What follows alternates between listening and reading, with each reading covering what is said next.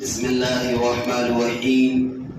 تلك الرسل فضلنا بعضهم على بعض منهم من كلم الله ورفع بعضهم درجات. صدق الله العظيم وصدق رسوله النبي الأمين الكريم. نحن على ذلك لمن الشاهدين والشاکرین والحمد للہ رب العالمین.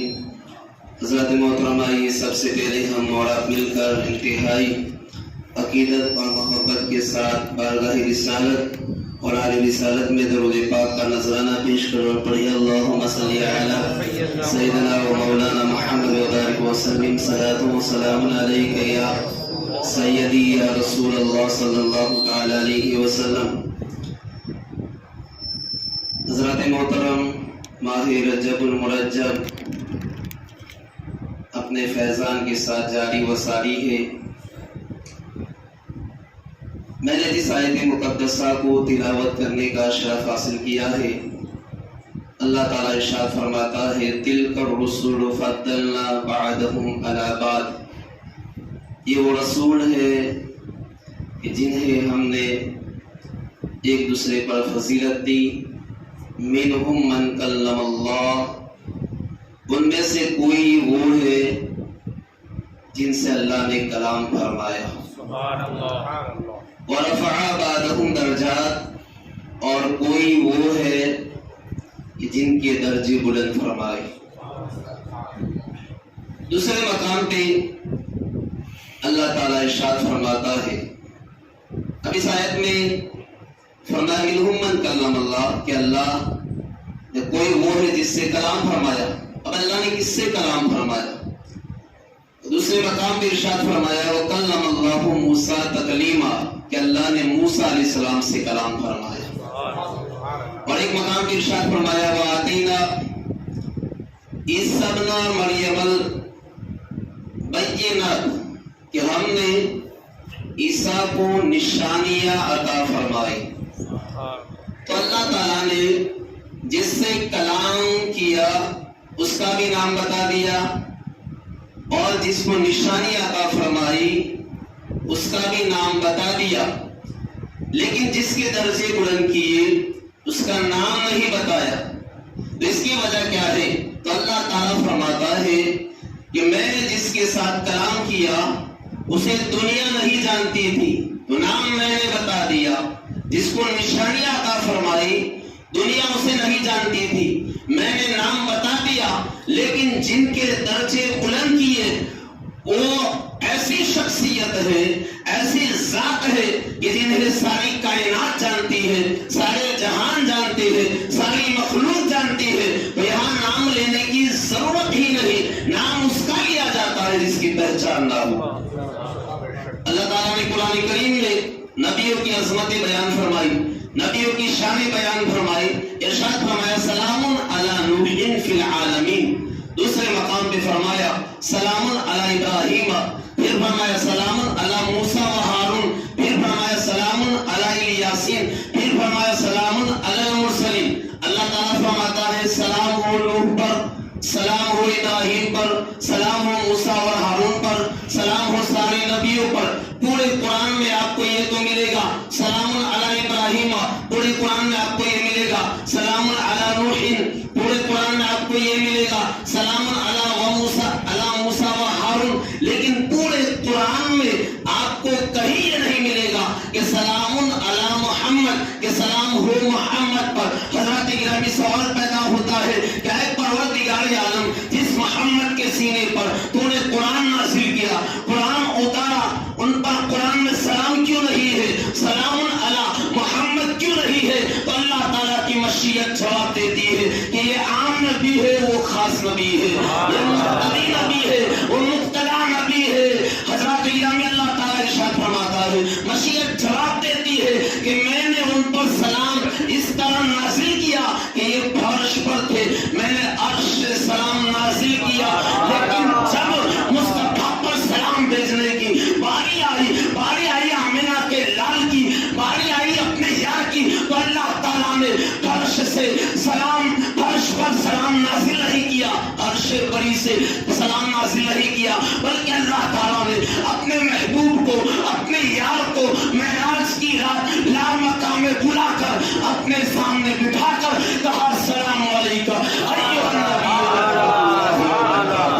اے نبی تم پر سلام ہو، رحمتیں ہو، برکتیں ہو، تمام نبیوں پر فرش سلام نازل کیا، فرش پر سلام نازل کیا، عرش سے سلام اتارا، فرش پر نازل کیا، لیکن اپنے محبوب پر عرش نازل نہیں کیا، بلکہ معراج کی رات لامقام میں بلا کر فرمایا السلام علیکم ایھا النبی ورحمۃ اللہ وبرکاتہ۔ حضرات گرامی، یہ عظمت مصطفیٰ ہے، یہ ایک پیارے مصطفیٰ کی شان اور عظمت ہے، یہ آپ کا اور مقام اور مرتبہ ہے۔ اللہ تعالیٰ نے حضرات گرامی اپنے محبوب علیہ الصلوۃ والسلام کو لامقام میں بلا کر اپنا دیدار کرایا۔ لامقام کہا ہے؟ ساتواں آسمان کے بعد بیت المعمور، پھر بیت المعمور کے بعد سدرۃ المنتہا، پھر سدرۃ المنتہا کے بعد 70,000 پردے، پھر اس کے بعد عرش اعظم، پھر اس کے بعد لامقام آئی۔ تو لامقام میں بلا کر اللہ نے اپنے محبوب کو دیدار کرایا۔ حضرات گرامی غور کر یہ سوال پیدا ہوتا ہے کہ دیدار ہی کرانا تھا تو بیت اللہ کی چھت پہ کرا دیتا، کعبۃ اللہ کی چھت پہ کرا دیتا، بڑا عظیم مقام ہے، بڑا مبارک مقام ہے، دیدار ہی کرانا تھا ریاض الجنہ میں کرا دیتا، وہ بھی جنت کا ایک حصہ اور ٹکڑا ہے، لیکن وہاں بھی نہیں کرایا، دیدار ہی کرانا تھا، پہلے آسمان پہ کرا دیتا لیکن نہیں کرایا، دیدار ہی کرانا تھا، دوسرے آسمان پہ کرا دیتا، ساتویں آسمان پہ کرا دیتا، لیکن وہاں بھی نہیں کرایا، دیدار ہی کرانا تھا، سدرۃ المنتہا پہ کرا دیتا لیکن وہاں بھی نہیں کرایا، عرش پر کرا دیتا لیکن وہاں بھی نہیں کرایا، لامقام میں بلا کر دیدار کیوں کرایا؟ اتنی بلندی پہ بلا کر دیدار کیوں کرایا؟ تو قرآن جواب دیتا ہے وَرَفَعْنَا لَكَ ذِكْرَكَ، اے مصطفیٰ، اے محبوب، ہم نے آپ کے لیے آپ کے ذکر کو بلند کر دیا، آپ کے ذکر کو بلند کر دیا۔ حضرات توجہ چاہوں گا، اب حضور کا ذکر کہاں کہاں بلند ہوا؟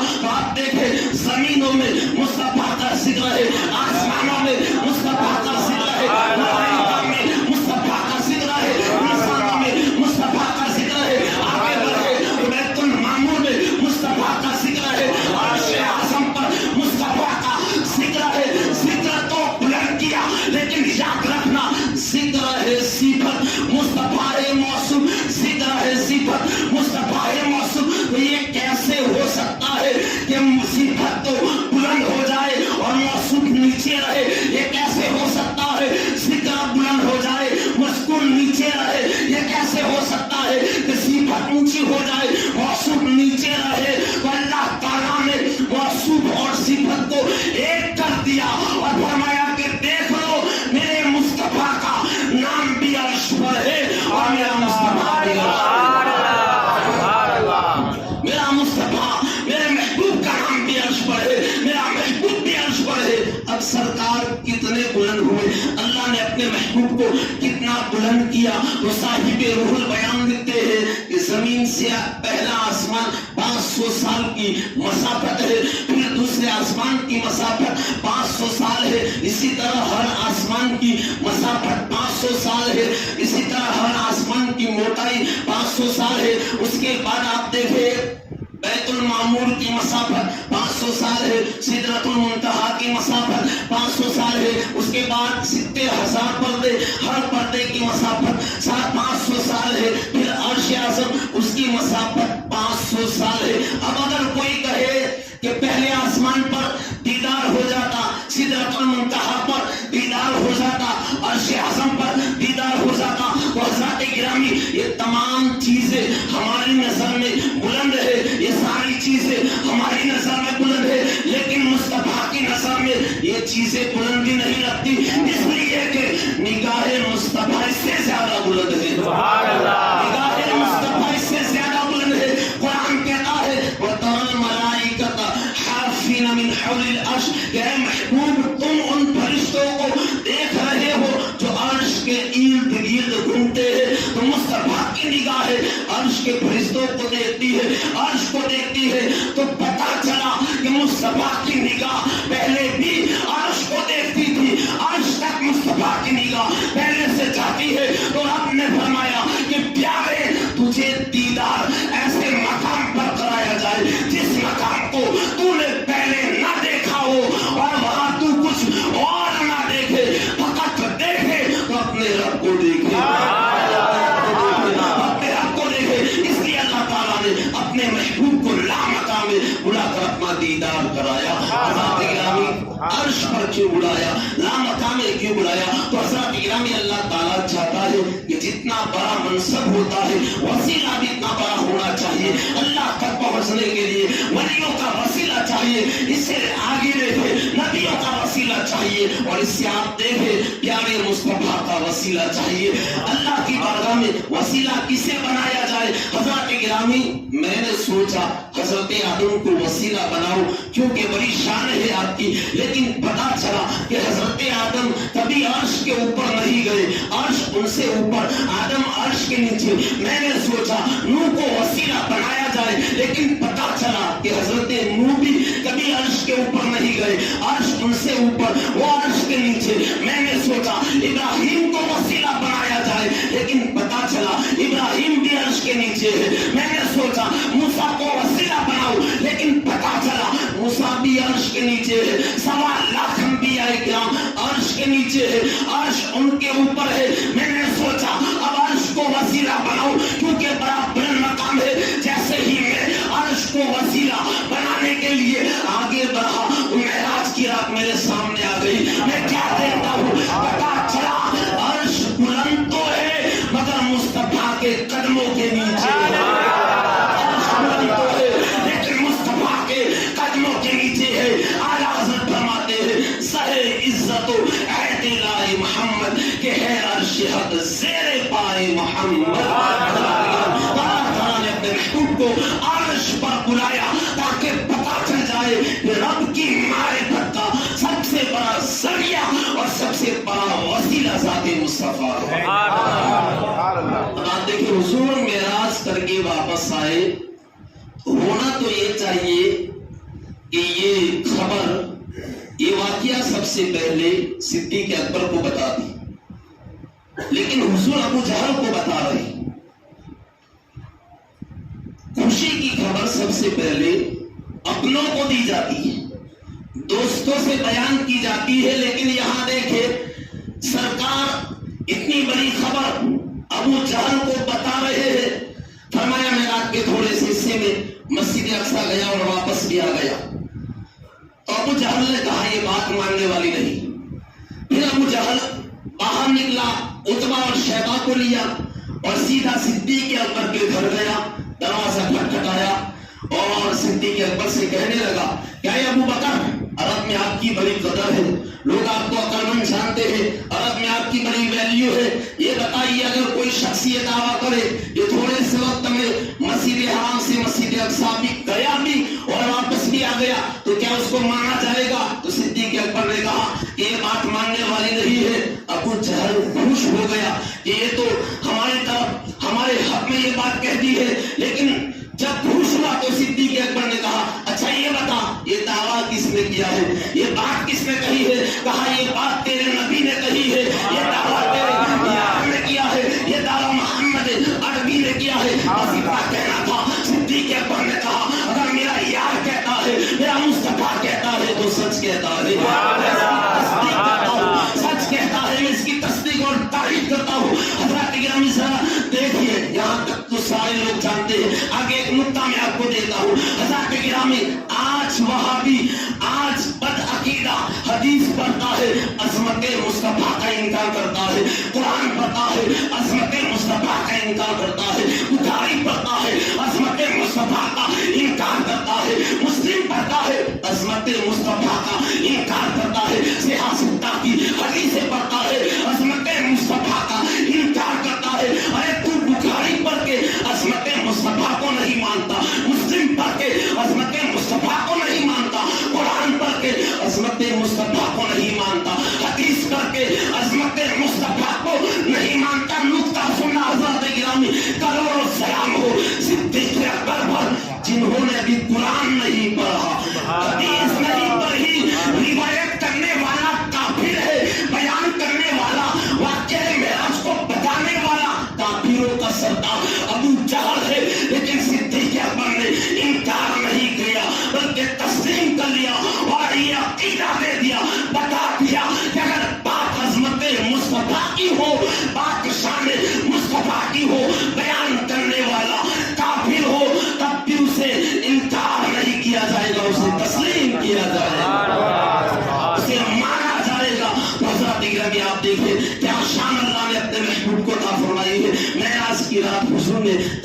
अजाइबात का मुशाहिदा किया, जन्नत को भी देखा, मेरे आका ने जहन्नम को भी देखा। सरकार फरमाते हैं मैंने कुछ लोगों को देखा जिनके नाखून तांबे और पीतल के थे और अपने चेहरों को और अपने सीनों को नोच रहे थे।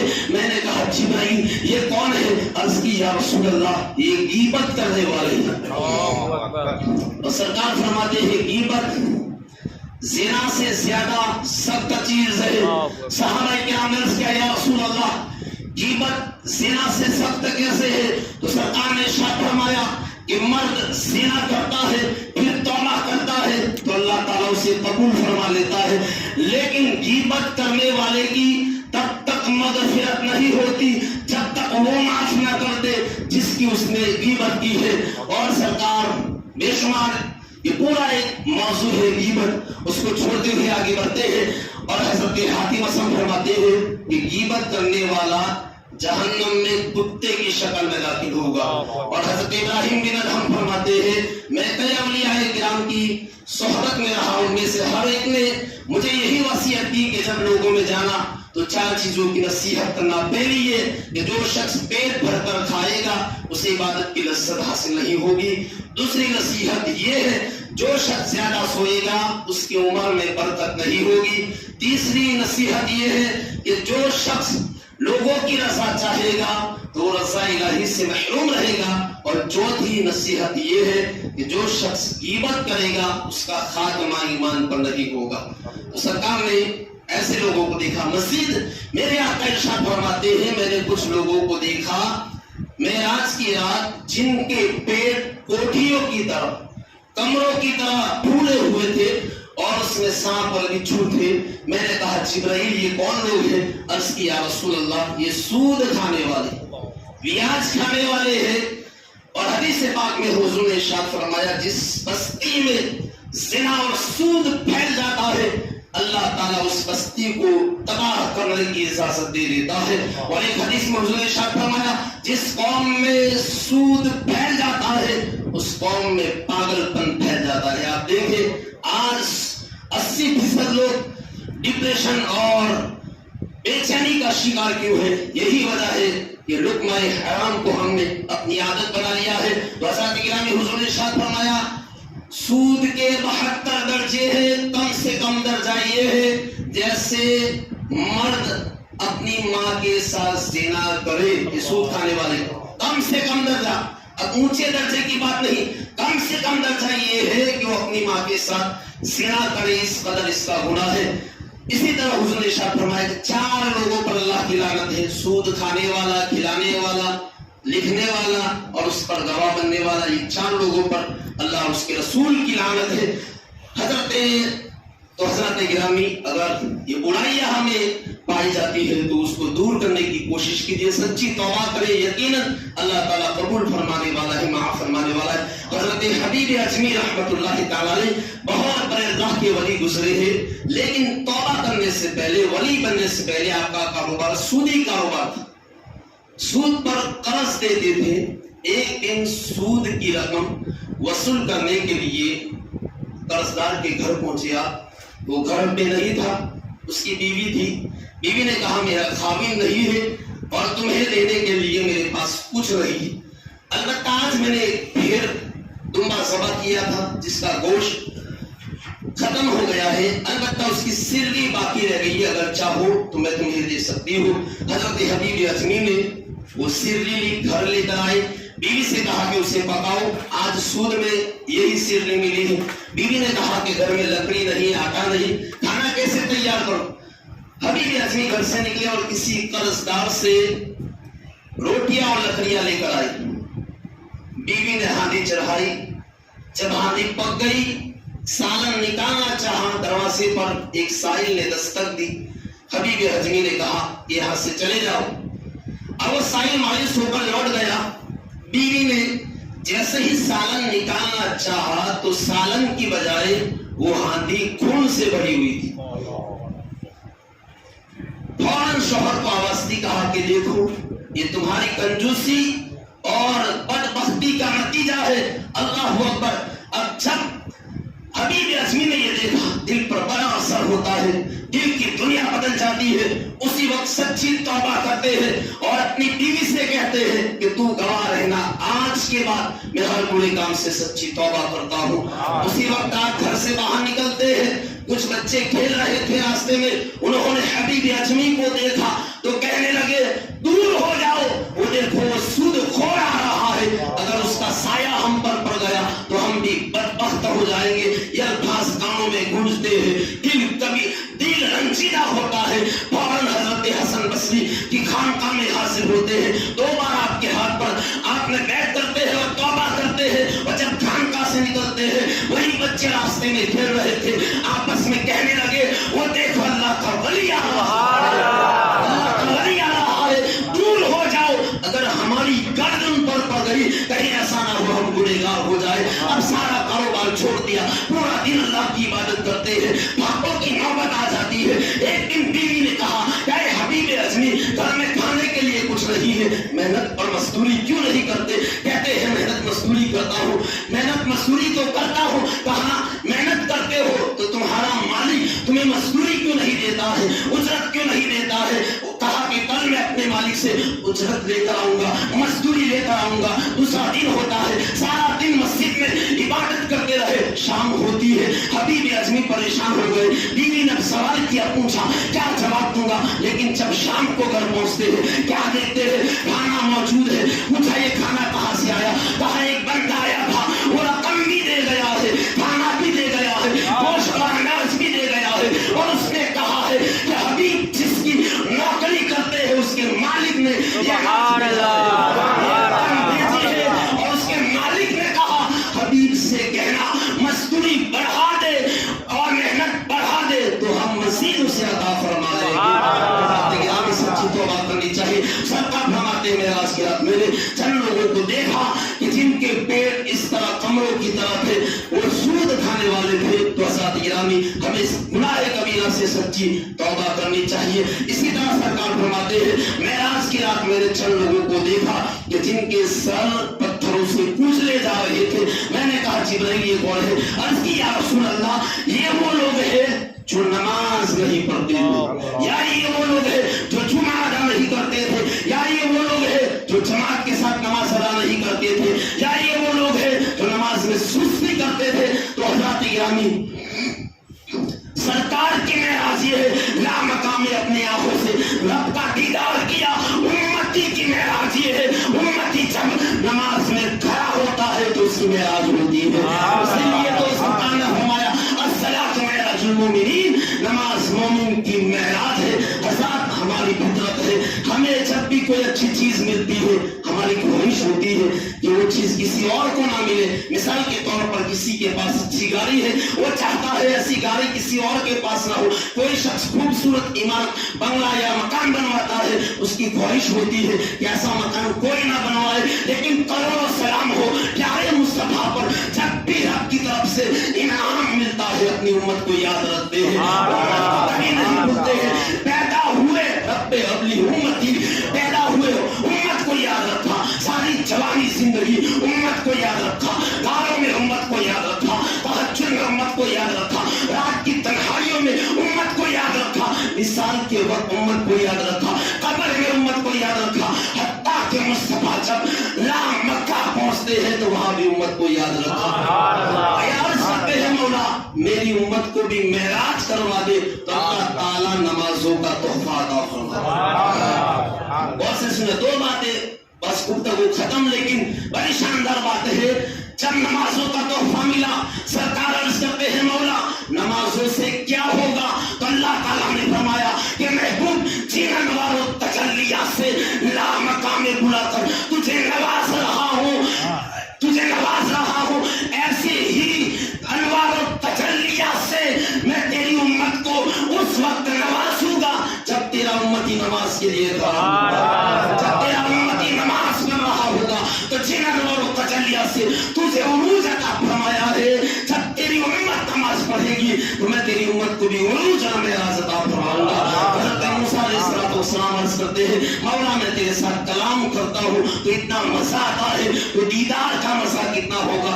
ऐ परवरदिगार मुझे अपना दीदार करा दे। तो अल्लाह ताला फरमाता है मूसा तू नहीं देख सकता, लेकिन जब इसरार बढ़ता है तो अल्लाह ताला फरमाता है ऐ मूसा इस पहाड़ पे मैं अपनी तजल्ली नासिल करता हूँ, पहाड़ अगर अपनी जगह बरकरार रह गया तो तू मुझे देख लेगा।